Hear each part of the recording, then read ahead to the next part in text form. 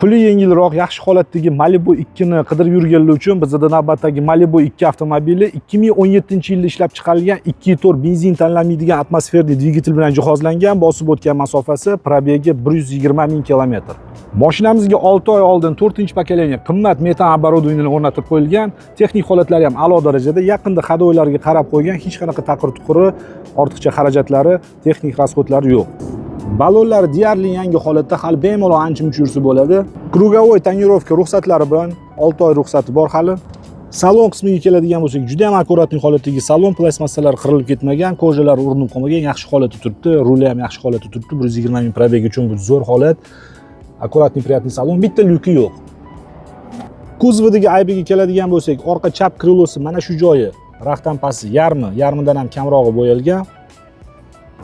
Va oldi 10 krilosi silikon bo'yalgan, kapotka o'tmagan, eshigi o'tmagan, suylar absolyutni but-butun, qolgan joylari toza, bemalol xohlagan ustalarga tekshirtirib olishingiz mumkin. Narxiga keladigan bo'lsak, narxi $16.900. Telefon raqamlarini video opisaniyasida va video kommentariyasida qoldiramiz. Mashina faqat naqd pulga sotiladi. Qiziqqan aloqaga chiqinglar, kelinglar, ko'ringlar, baraka qilib olib ketinglar. Manzil Toshkent shahar.